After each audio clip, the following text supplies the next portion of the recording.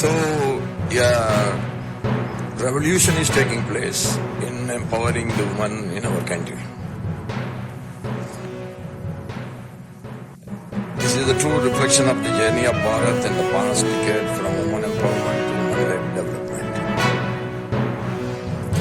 On the outset, I extend my congratulations to all of you for joining the prestigious Indian Statistics Service. You all have here through academic excellence, analytical ability, and perseverance and merit. This is fundamentally a good thing is happening in our country.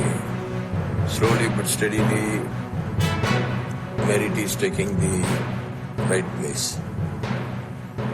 Recommendations are slowly eroding, and almost it is eroded.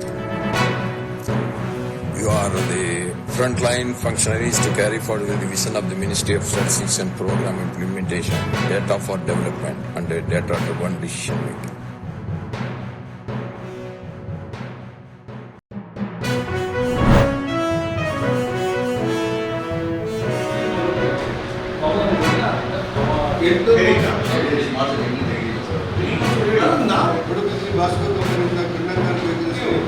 ಇವರು officers ನಾನು ಯಾಕೆ ಮಾಡೋದಕ್ಕಿಲ್ಲ ಪೂರ್ತಿಯಿಂದ late ಮಾಡೋದ್ರಿಂದ ನಮ್ಮ ಉಳಿದೀಗ ಯಜಮಾನಿಂದ ಪ್ರಾರಂಭವಾಗಿ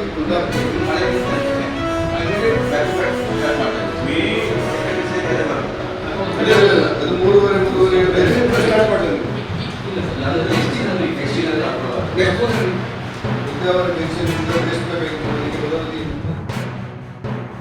ಸ್ವಲ್ಪ ಆ ದೋಣಿ ಮನೆ ಎದುರುಗಡೆ ಬಾಕಿ ಇದ್ದೆ ಅದನ್ನು ಮಾಡ್ತಾ ಇದ್ದೇವೆ. ಇನ್ನು ಅಂಬಲ್ಪಾಡಿ ಮೇಲ್ಸೇತುವೆಯನ್ನು ಮುಗಿಸಿಯಾಗಿದೆ. ಜೊತೆಗೆ ಈಗ ನಮ್ಮ ಮುಂದೆ ಕಡಪಾಡಿ ಅಂಡರ್ ಪಾಸನ್ನು ಒಂದು ಬದಿ ಬಿಟ್ಟಿದ್ದೇವೆ, ಇನ್ನೊಂದು ಬದಿ ಈಗ ನೋಡ್ತಾ ಇದ್ದೇವೆ. ವಾಹನದಟ್ಟಗಳಿದೆ, ನಿನ್ನೆ ಕೂಡ ನಾನು ನೋಡಿದ್ದೆ. ವಾಹನದಟ್ಟಳಿಗೆ ಏನಾದರೂ ಮಾಡ್ಬೋದಾ ಅಂತ ಯೋಚನೆ ಮಾಡ್ತಾ ಇದ್ದೇವೆ. ಇನ್ನು ನಮ್ಮ ಮುಂದಿರುವಂಥ ಇತರ ಕೆಲವು ರಸ್ತೆಗಳನ್ನು ಆದಷ್ಟು ಬೇಗ ಮುಗಿಸುವಂಥ ಒಂದು ಯೋಜನೆ ಮತ್ತು ಯೋಚನೆಯಲ್ಲಿ ನಾವಿದ್ದೇವೆ. ಅಧಿಕಾರಿಗಳಿಗೆ ಭಾಳ ಸ್ಪಷ್ಟವಾಗಿ ಕಾಮಗಾರಿಯನ್ನು ಪೂರ್ಣ ಮುಗಿಸಬೇಕು ಅನ್ನುವಂಥ ಸಲಹೆಯನ್ನು ಕೊಟ್ಟಿದ್ದೇನೆ.